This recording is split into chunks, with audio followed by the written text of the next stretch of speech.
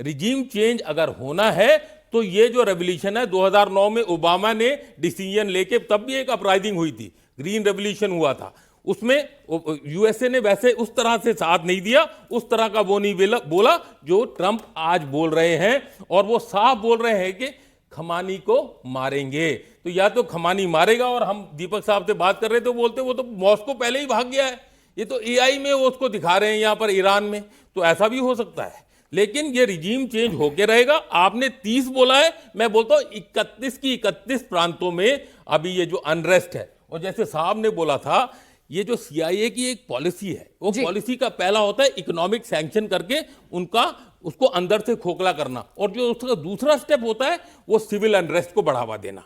और आप एक बात और समझें कि 60% ईरानियन पॉपुलेशन अभी 35 साल से नीचे है, वो इतनी आइडियोलॉजी को नहीं मानती, क्योंकि जो साहब बोल रहे थे कि जब पेट में पैसा वो नहीं है, हाथ में पैसा नहीं है और पेट में भूख है, तो फिर आइडियोलॉजी जो है वो ठंडे बस्ते में चली जाती है। तो रिजीम चेंज होके रहेगा, लड़ाई होगी, लेकिन बूट्स ऑन ग्राउंड आने शायद रिजीम चेंज होके रहेगा, ये सर का, भाटिया सर का मानना है। प्रोफेसर भारद्वाज, इस सब के बीच में इस्लामिक स्टेट क्या करेंगे? क्योंकि ईरान अगर उस पूरे इलाके में देखा जाए तो एंटी अमेरिकन सेंटिमेंट्स का झंडा लेके अकेला खड़ा हुआ था और लंबे वक्त से खड़ा हुआ है, अमेरिका को बार बार चुनौती देता है, हर तरीके से देता है।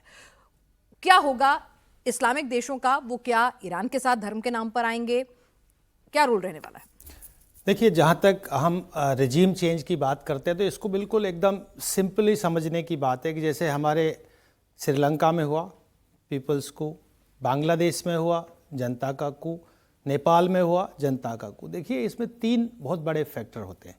पहला होता है जो घरेलू जो असंतोष होता है, घरेलू जो प्रॉब्लम्स होती हैं, वो बड़ा फैक्टर बनता है। फिर वो क्षेत्रीय जो एनवायरनमेंट होता है, वातावरण होता है, वो एक उसमें भूमिका निभाता है। और तीसरा जो अंतर्राष्ट्रीय प्रेशर होता है, वो सबसे बड़ी भूमिका निभाता है। बांग्लादेश, नेपाल, भूटान, ये जो श्रीलंका, ये देखिए अभी ईरान में भी यही हो रहा है कि क्षेत्रीय अशांति, जो घरेलू अशांति है, वहाँ पे इन्फ्लेशन 41% तक पहुँच गया है।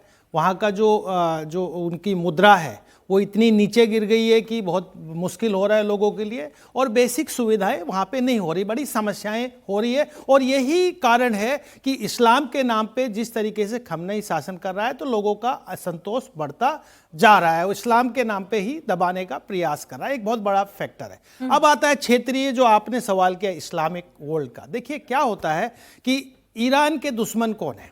ईरान का दुश्मन जो क्षेत्र में एक इजराइल है। इजराइल हमेशा चाहता है कि ईरान खत्म हो जाए। मेरे लिए अगर ईरान खत्म हो गया, ईरान का मतलब शासन जो खमनेई का है, जो एक थियोक्रेटिक स्टेट है, जिस दिन खत्म हो गया, इजराइल के लिए एक खतरा एलिमिनेट हो गया, पहली बात। दूसरी बात, एक आपको मैं बताता हूं कि 2021 में एक चला था कि इस्लामिक वर्ल्ड का नेता कौन हो। अभी तक इस्लामिक वर्ल्ड का नेता की टोपी अमेरिका ने किस पे रख रखी है? सऊदी अरबिया पे। और उसमें एक नया आया कि एक इस्लामिक लीडरशिप के लिए एक नया सबमिट किया गया, और उसमें पीछे से जो देश बैठा हुआ था वो चीन बैठा हुआ था।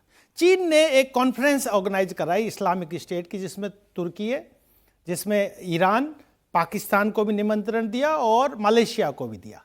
उसमें पाकिस्तान नहीं गया, क्योंकि पाकिस्तान दोनों चीज़ों को, वो तो अपनी दोनों जेब में फुल रखना चाहता है, चीन से भी लेना चाहता है और अमेरिका से भी लेना चाहता है। कहीं कटोरा ले लेता है, कहीं कैसे कुछ करता है, कहीं कुछ करता है, वो बहुत अपॉर्चुनिस्ट उसका एक अप्रोच होता है।